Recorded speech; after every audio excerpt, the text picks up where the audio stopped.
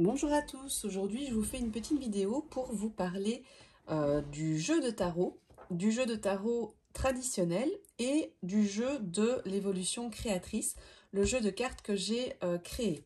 Alors, pourquoi est-ce que je vous fais cette vidéo? C'est pour vous expliquer un petit peu comment comprendre un petit peu le système du tarot traditionnel et comment j'ai utilisé ce système de tarot traditionnel pour me l'approprier et vous proposer un jeu de cartes un petit peu différent. Vous allez voir pourquoi.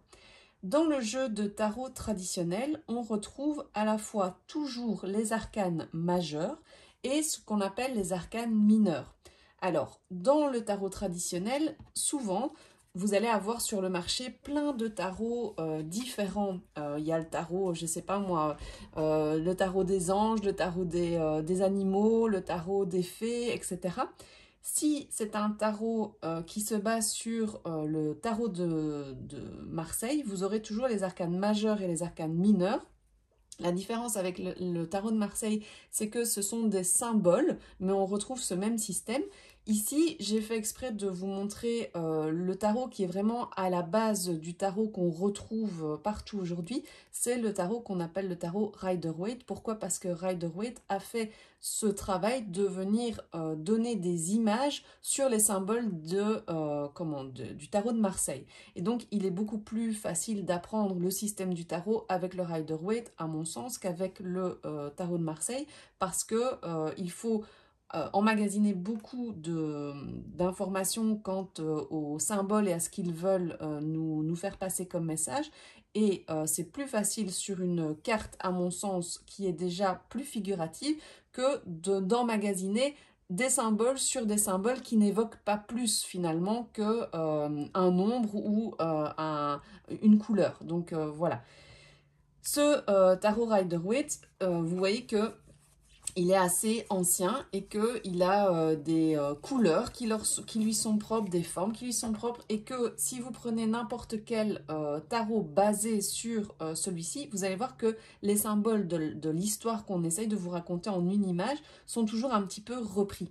Et c'est ce que moi aussi j'ai fait dans mon tarot, c'est que vous voyez par exemple dans le tarot Rider-Waite traditionnel, la carte, la première carte, mais qui est numérotée, la carte 0, c'est la carte du fou. Et vous voyez que dans la carte du fou, eh bien, on essaye de garder la même symbolique. Mais moi ici, je m'en suis un petit peu éloignée. Je vais vous expliquer pourquoi. La carte du fou, ou la carte du mat traditionnellement dans le tarot traditionnel, vous dit que c'est un nouveau départ, c'est le fou qui se lance, et il est appelé le fou aujourd'hui. Au début c'était le mât, aujourd'hui on l'appelle plus couramment le fou, parce qu'il est un petit peu justement inconscient de se lancer dans une nouvelle aventure. Lui il est innocent, créatif, il part comme ça avec son petit baluchon qui représente un petit peu ses avoirs et ses savoirs, donc c'est pas grand chose, hein, c'est quelqu'un de jeune qui se lance sur un nouveau chemin et qui ne sait pas vraiment où il va. Il est au bord de la falaise, donc on ne sait pas ici s'il fait un pas, s'il va tomber, si ça va être positif ou négatif. Bref, on voit vraiment que la première carte, celle qui symbolise finalement celui qui va jouer au jeu de tarot, on ne sait pas où ça va le mener. Et en fait, les arcanes majeures sont les 22 clés de l'évolution personnelle. Moi, c'est un tarot qui est basé sur la créativité, donc j'ai à certains moments remplacé des symboles parce que je veux qu'il évoque en vous, hein, avec celui qui joue à ce jeu, des symboles qui lui rappellent ce que les cartes pour moi évoquent dans la créativité. Par exemple, ici, le chien, c'est un symbole de fidélité. C'est quelque chose qui nous est fidèle dans une nouvelle aventure, dans une nouvelle compétence. Donc, c'est quelque chose sur lequel on peut se baser. Moi, je l'ai remplacé par l'ours. Pourquoi? Parce que c'est un peu un doudou, un Tintin d'enfant. Ça symbolise notre enfant intérieur. Dans le chemin de la créativité, c'est ce qui est vraiment faire notre fondation. Et donc, quand on se lance dans un nouveau projet, on sait qu'on peut toujours se baser sur l'enfant intérieur, parce que l'enfant intérieur, jusqu'à preuve du contraire, ben, il savait énormément de choses, et c'est parce qu'on lui a mis des limites qu'il s'empêche maintenant de faire des nouveaux départs en se disant d'abord, en passant par son mental, je n'y arriverai pas. Donc, voilà un petit peu pour la première carte. Je ne vais pas évidemment toutes vous les faire, mais je voulais vous montrer que dans le jeu ici de l'évolution créatrice, c'est un jeu qui, à mon sens, peut faciliter aussi l'apprentissage du tarot parce que vous allez voir que j'ai essayé de rendre accessible à la fois les symboliques, parce que dans le tarot traditionnel, les couleurs ont un sens. Le jaune, c'est plutôt quelque chose de positif, d'entraînant, etc. Moi, j'ai choisi, par exemple, de reclasser les 4 familles. Donc, c'est vrai qu'on va en parler juste après, mais dans le tarot, chaque carte peut être symbole d'un élément. L'eau, la terre, l'air et le feu. Donc, dans les arcanes majeurs aussi, on retrouve des cartes qui sont liées à ce symbolisme de l'eau, de la terre, du feu ou de l'air. Ce qui veut dire que ici, on est sur des cartes qui vont être soit roses, donc pour l'air, l'atelier des rêveurs, soit bleu pour le côté émotion, donc là ça va être les coupes, soit couleur un petit peu plus terre pour le côté denier, ou alors plus rouge pour l'atelier des bâtons qui représente le feu. Donc on a bien ces 4 éléments qu'on peut retrouver à chaque fois. Ça nous permet déjà de donner une information supplémentaire quand on commence le tarot, parce que quand on va loin dans le tarot, on s'aperçoit que chaque carte peut être associée à de l'astrologie, à de la lithothérapie, à des symboles ésotériques. Donc ça peut vraiment aller très loin et je trouvais que c'était une bonne façon déjà de commencer, de pouvoir identifier que dans le tarot, on a 2 grandes familles, les arcanes majeures et les arcanes mineures, qui se divisent en 4 sous-catégories, et je vais en parler juste après, et que dans ces cartes, on a à chaque fois des symboles d'éléments, des symboles astrologiques et des symboles à l'intérieur de la carte qui vont aussi nous raconter plein de choses. Donc, ce qui veut dire que quand vous allez vous familiariser ici avec les cartes, eh bien, vous allez voir que vous allez retrouver la même structure, ce qui est logique, sauf que certains éléments ont changé. Donc, ça, c'est tout ça est évidemment expliqué dans le livret qui accompagne mon jeu. Donc, ça vous permet de comprendre un petit peu mieux. Ici, par exemple, vous voyez que l'impératrice, qui est un symbole de fertilité, de richesse, d'évolution, eh bien, elle a par exemple ici une couronne. J'ai gardé la couronne, ce que je trouvais vraiment importante. Elle a un symbole ici de grenade sur sa robe, parce que à l'époque, c'était un symbole de fertilité. J'ai plutôt voulu la représenter sur son sofa, avec un gros ventre. On voit qu'elle porte sa main sur son ventre, parce que la fertilité aujourd'hui, pour une grenade, ça parlera peut-être pas forcément à tout le monde. Elle a un sceptre dans la main. Ici, le sceptre, c'est le sceptre d'un certain pouvoir. Eh bien, moi, je lui ai mis des pinceaux parce que dans mon jeu, le pinceau, c'est vraiment le symbole plutôt du bâton du maestro. Donc, ça veut dire que elle se prépare aussi à l'action. Il y a je lui ai gardé ici le symbole du blé parce que c'est l'abondance, c'est les récoltes. Et vous voyez qu'ici, il y a un symbole, j'ai pas été jusque-là parce qu'évidemment, ça prendrait trop de temps et trop de place. J'ai voulu axer plus sur la créativité, mais qu'il y a le symbole de Vénus qui est ici et donc qui nous parle bien de féminité, de fertilité, etc. Donc, effectivement, chaque carte du tarot nous donne plusieurs plans de conscience et de prise de conscience sur chaque symbole, et que chaque symbole peut nous apporter une ouverture vers une compréhension vraiment qui peut être très détaillée. Alors vous voyez que ici on a l'empereur. On va aussi parler de numérologie avec les cartes. Donc le 5, hein, qui a une valeur très stable, très forte, ben, l'empereur, c'est vraiment la figure de la stabilité. Il y a des têtes de bélier ici, ce n'est pas anodin parce que l'empereur est la carte associée au signe astrologique du bélier.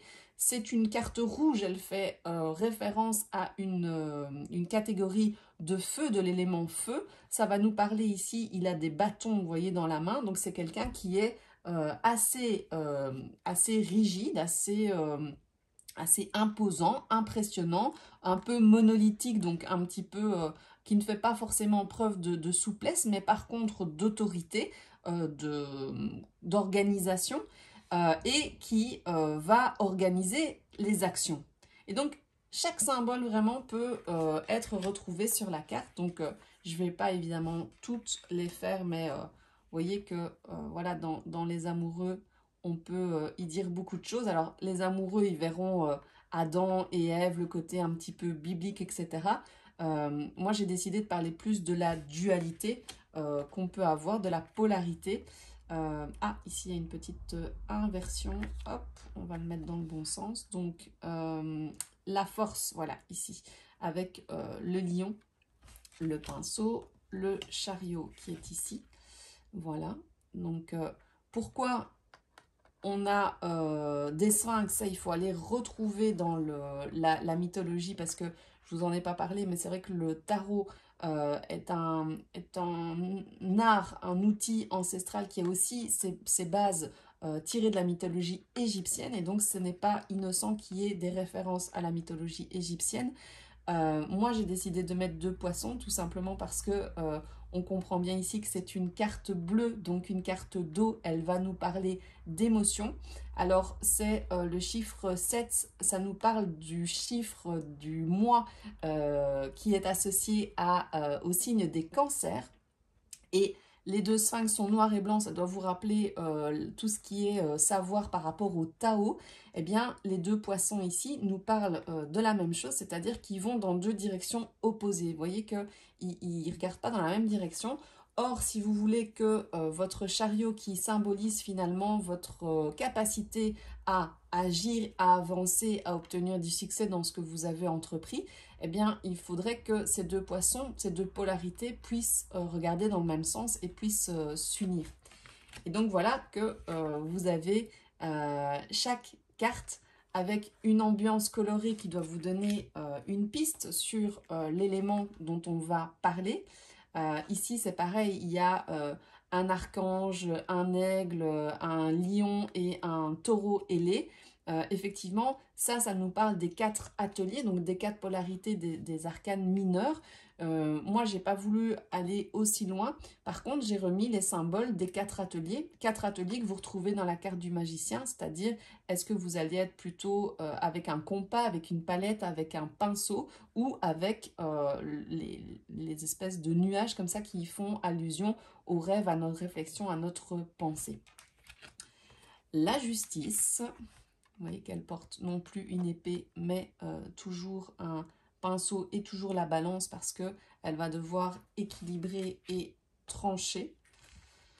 Le pendu, la mort. Alors bon, la mort, effectivement, ça se voit aussi très bien, le sens où il n'était pas question forcément de reprendre tout l'aspect fortement connoté, religieux, etc. Mais une fois qu'on a compris que la mort était une arcane majeure qui faisait preuve de transformation, qui nous parlait de transformation, on peut se rendre compte que ici il va falloir utiliser les bons outils pour une transformation. Et après, c'est intéressant de voir que chaque tarot va venir mettre l'accent sur des ressentis et des symboles. Donc ici, on était vraiment dans une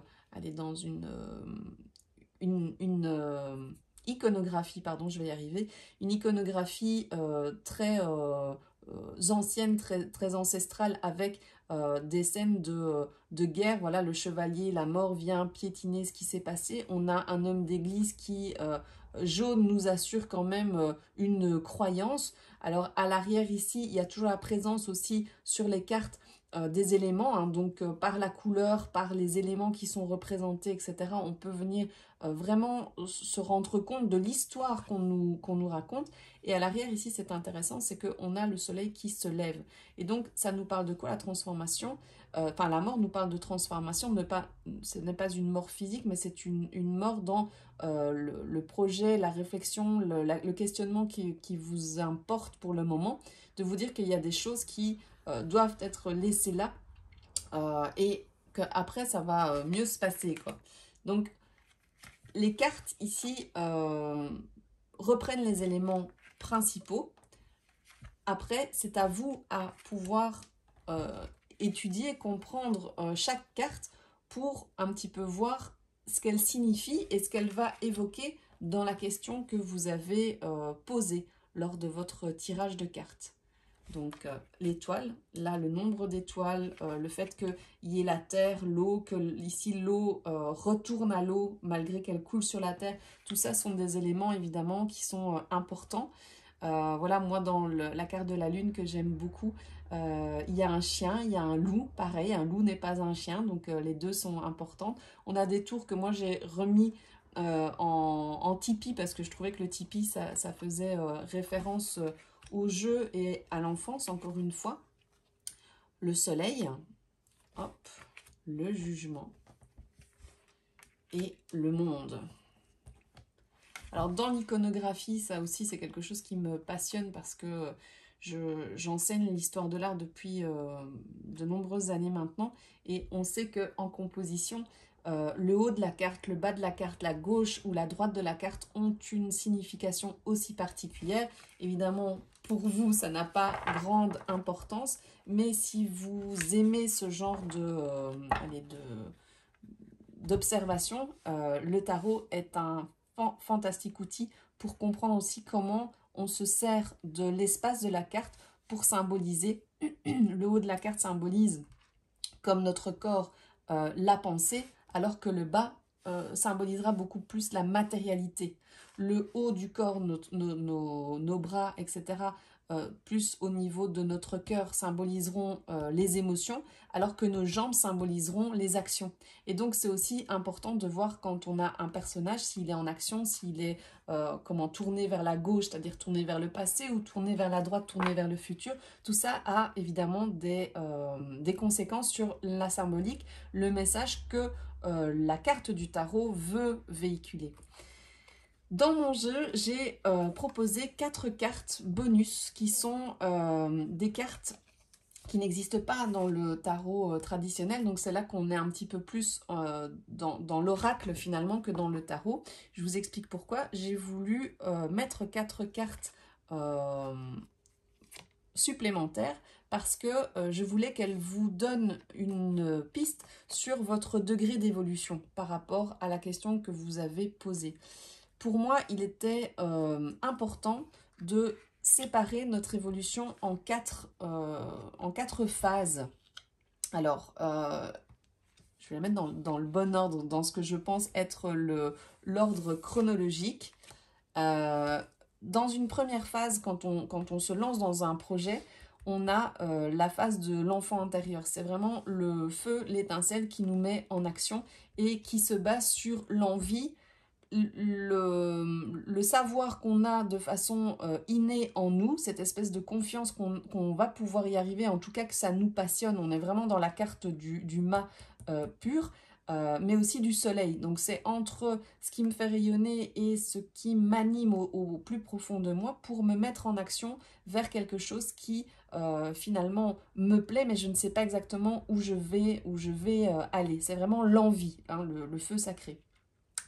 Ensuite vient une deuxième partie d'évolution où on a appris toute une série de compétences et où on a envie de le partager avec les autres. Celles-ci peuvent être éventuellement interchangées, mais l'enseignant nous propose de guider finalement celui qui sait moins pour lui faciliter la tâche. Ensuite vient le méditant.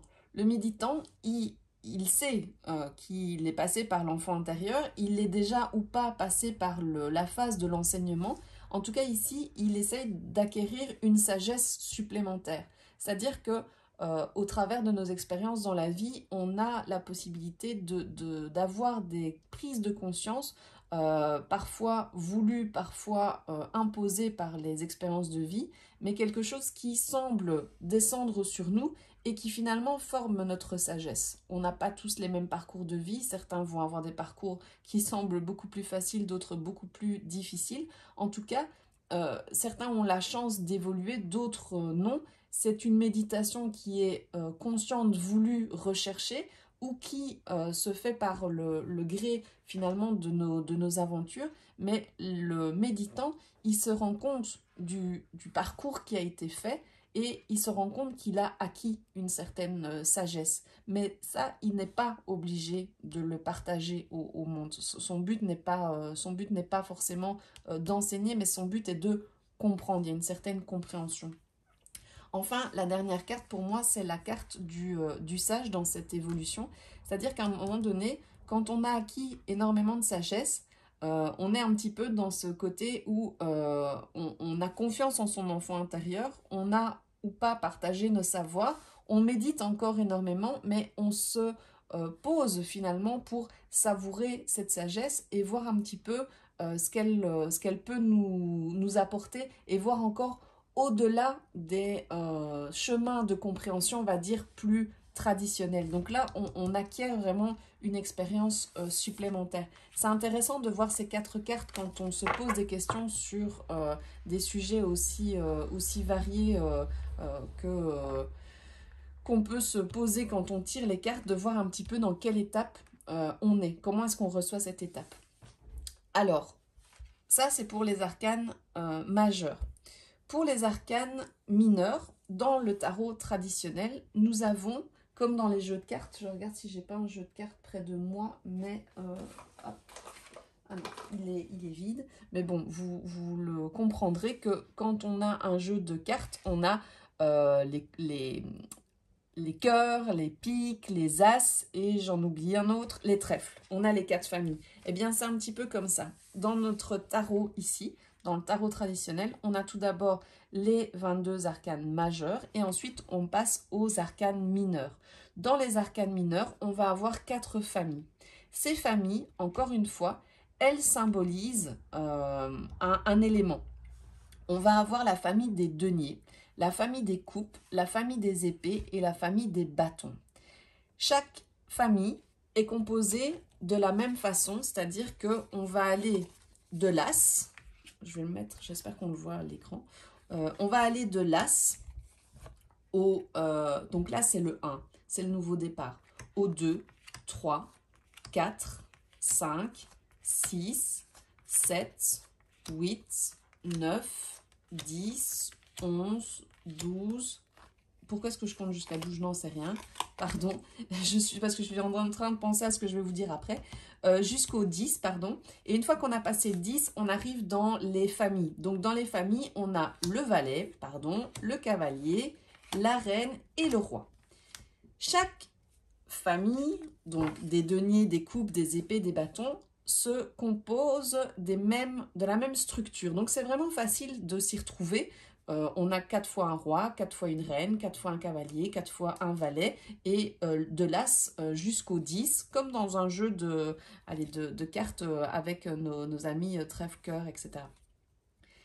Ces cartes mineures vont vous donner dans le tarot traditionnel des indications, encore une fois, un petit peu comme ici, sur le stade de votre évolution, va vous donner des indications sur votre question que vous avez posée, et va aussi vous donner des pistes d'exploration quant aux familles, quant aux éléments qu'ils représentent. Alors, les deniers représentent la matérialité. Donc, les deniers, c'est vraiment ce qu'on possède, ce qu'on crée, ce qu'on matérialise dans le monde de tous les jours. Les deniers, c'est un petit peu comme si on avait un euro. Ben, c'est une monnaie, oui, mais c'est une monnaie qui symbolise toute la matière dans le monde qui nous entoure. Ça, c'est pour les deniers. Alors, vous avez vu que ici, moi, j'ai mis 4 ateliers. L'atelier des observateurs, des coloristes, des rêveurs et des maestros. Je vous en reparle juste après. Dans la deuxième famille, on a les coupes.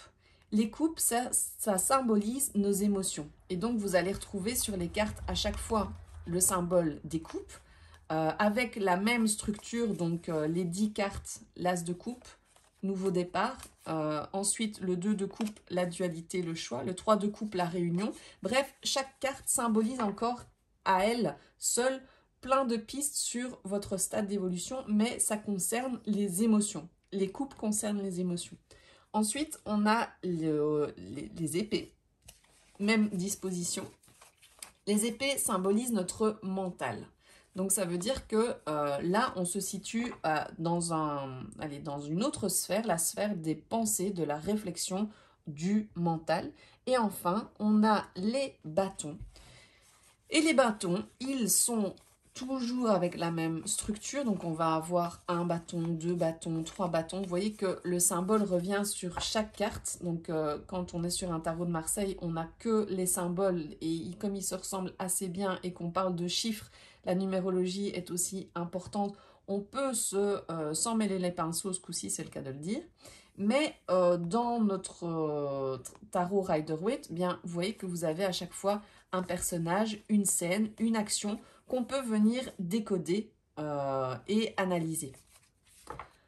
La suite des bâtons nous parle des actions, des choses qu'on va mettre en place concrètement. On va devoir agir et se mettre en mouvement.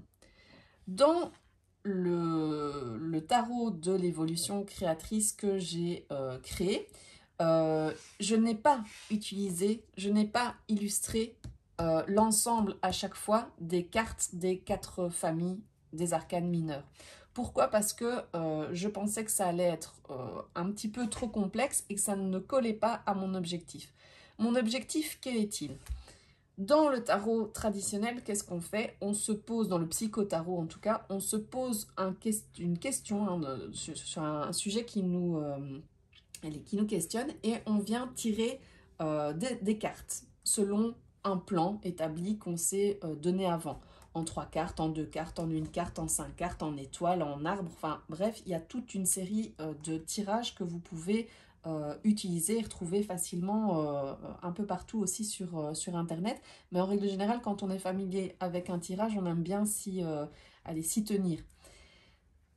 Je reviendrai peut-être une prochaine fois, sinon ça va vous embrouiller. Alors, ce tirage, il va faire appel à votre réflexion. C'est-à-dire qu'à partir du moment où vous êtes OK avec les symboliques de la carte, vous allez vous dire « Ah, j'ai posé une question sur ce sujet, j'ai eu telle et telle carte, ça m'invite à réfléchir sur telle ou telle façon de procéder, telle ou telle façon de me réajuster, telle ou telle façon de réfléchir à la manière dont je pourrais voir les choses. » OK ? On reste dans la réflexion, on reste dans les épées. Le tarot vous fait réfléchir.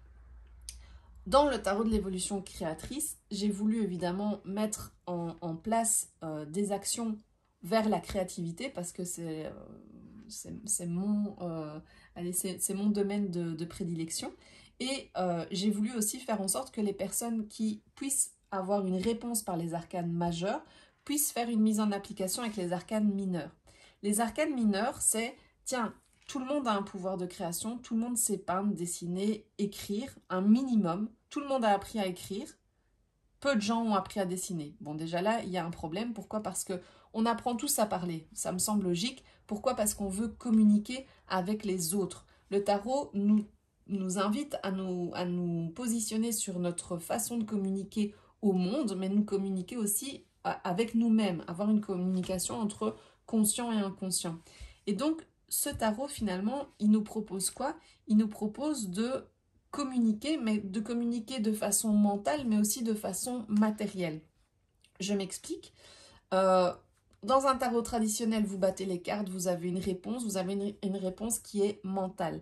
Eh bien, moi, je vous propose, grâce au tarot de la créativité, d'essayer justement d'aller dans ces familles comme si c'était des ateliers. L'atelier des deniers devient l'atelier des observateurs. Comment est-ce qu'on observe le monde? Comment est-ce qu'on observe ce qui se passe autour de nous? Comment est-ce qu'on voit que le monde qui tourne autour de nous est un monde de matière, mais pas seulement. Il y a toujours un peu un côté caché à la pièce. Hein. Il y a deux faces à la pièce et on en voit c'est généralement qu'une. L'atelier des coupes, c'est l'atelier des coloris, c'est l'atelier des émotions. Il faut savoir que tout ce qu'on vit vient nous saisir d'émotions et que l'atelier des coupes, il faut pouvoir savoir ce que notre émotion va avoir comme répercussion sur notre vie.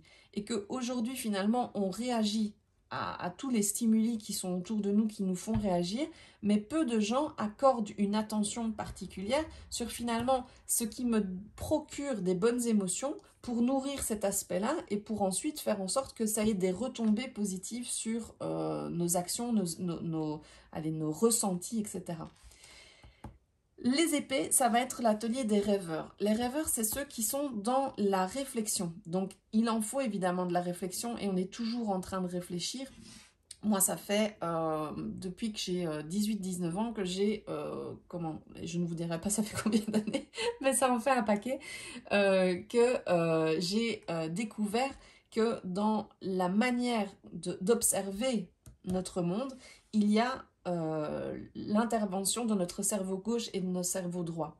Donc, il y a tout un aspect très conscient et un aspect aussi inconscient où on se laisse porter. Il faut évidemment de la réflexion, ça c'est notre cerveau gauche. Il faut de la réflexion, il faut de l'organisation, il faut de la concrétisation. On est dans un monde qui nous apprend très jeune à être cadré, à être canalisé, à réfléchir, à organiser, à calculer, à parler, etc. Ça fait vraiment appel à notre fonction cerveau gauche.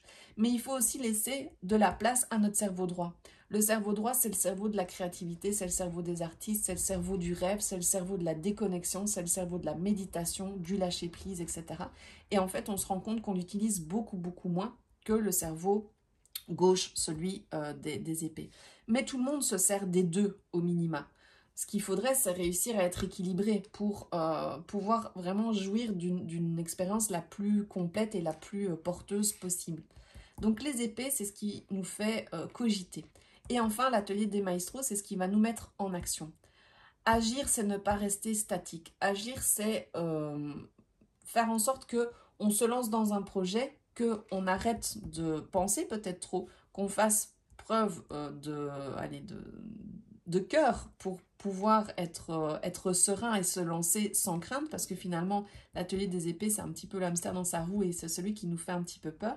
Pour pouvoir matérialiser, on a besoin de bâtons. Bref, dans chaque expérience, vous allez voir qu'il faut réussir à unir ces quatre. Dans le Tao, on a deux dualités, yin-yang, hein, le noir, le blanc. Le tarot nous en propose finalement quatre.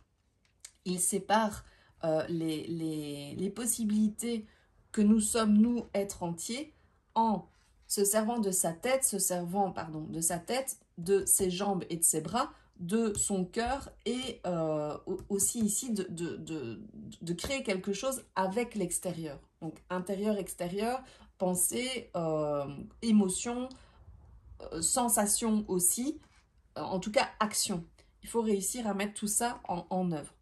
Les tarots traditionnels vous invitent à tirer des cartes, réfléchir et avoir éventuellement un petit eureka et d'avoir une réponse, des pistes d'amélioration, des choses qui viennent débloquer votre mental. Moi, j'avais à cœur dans le tarot de l'évolution créatrice de vous proposer une expérience plus complète en vous demandant de créer une œuvre d'art à partir de la réponse que les cartes vous donnent.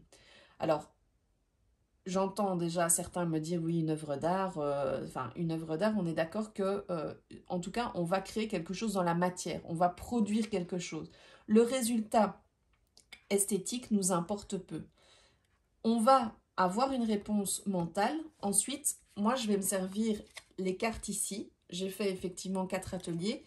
Je les ai pensées comme des cartes. Ici, on a les sujets, les couleurs, les gestes, les formats, les outils.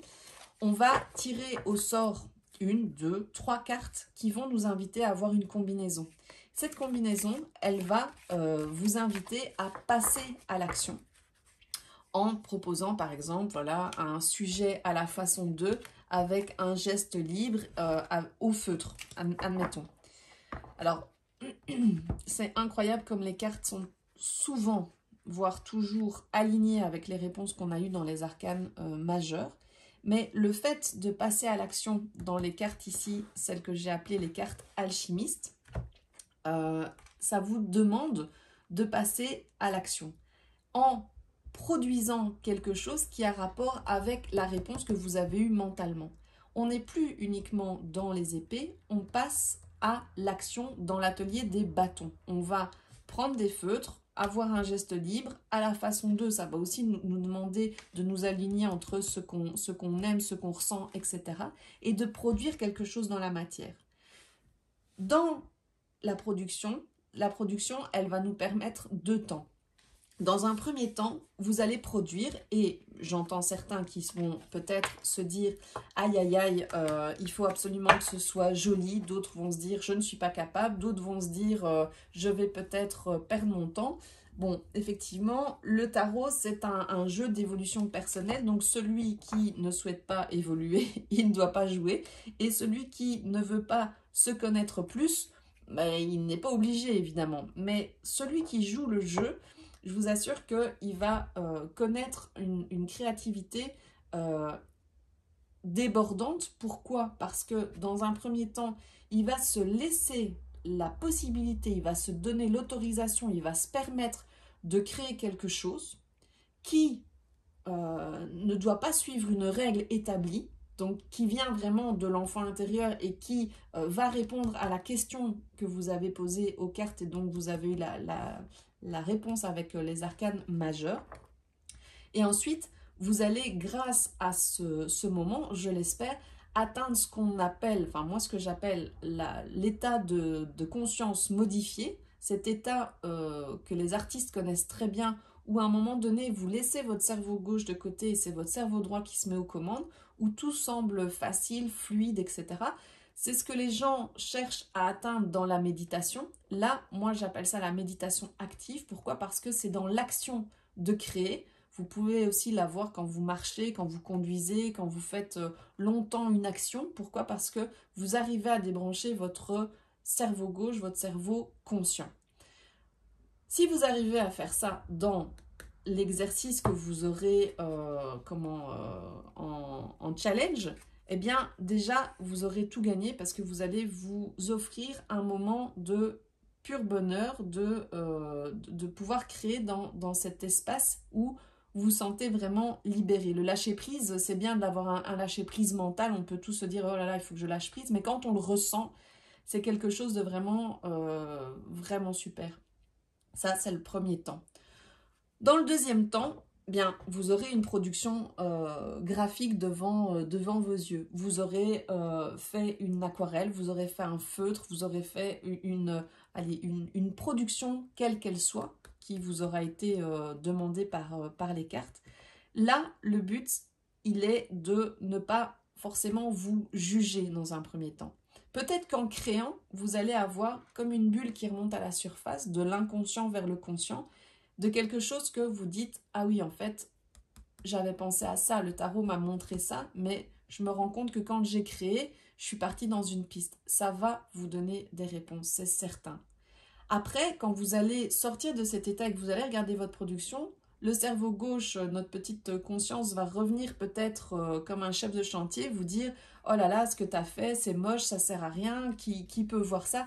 Ça, on s'en fout. Dans un premier temps, franchement, c'est pas le but de ce tarot de vous apprendre le dessin, bien que quand vous aurez compris qu'il faut que vous soyez centré dans vos 4 ateliers, vous allez à la fois comprendre comment vous centrer et comment exploiter au mieux votre pouvoir de création. Et donc là, ça peut vraiment vous ouvrir des portes dans votre créativité, dans l'apprentissage de techniques, mais dans la vie en règle générale, quoi. Ça dépasse de loin le cadre de la feuille de dessin. Ensuite, quand vous allez avoir le visuel devant vos yeux, moi ce que je vous propose, c'est de laisser ça de côté et d'y revenir. D'y revenir le lendemain, d'y revenir le surlendemain, de garder ce visuel proche de vous, dans un endroit où vous pouvez le voir de temps en temps. Et vous allez voir comme c'est bluffant que certaines personnes, quelques heures, quelques jours, quelques semaines parfois après, voient en leur création des choses qui n'avaient pas pris conscience avant.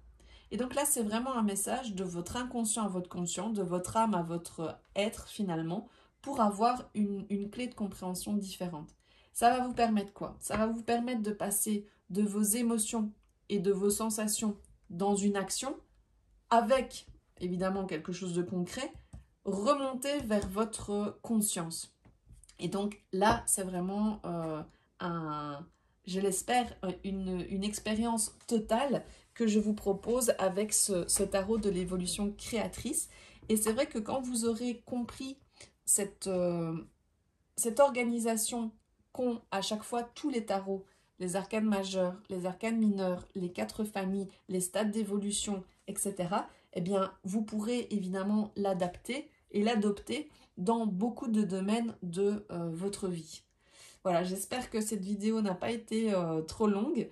N'hésitez pas à me mettre vos questions, vos commentaires au bas de la vidéo pour que je puisse y répondre. Je vous rappelle que je peux vous guider dans des tirages de cartes, dans votre évolution créatrice, dans aussi votre production artistique, vous donner des pistes d'amélioration, vous donner des conseils comme un directeur artistique le ferait. Je serais ravie de pouvoir vous guider dans cette évolution créatrice qui est à la fois une évolution personnelle et une évolution de votre pouvoir de création parce que on l'oublie trop souvent, on a le pouvoir de faire changer les choses. Voilà, je vous embrasse, je vous souhaite une très bonne journée et je vous dis à bientôt.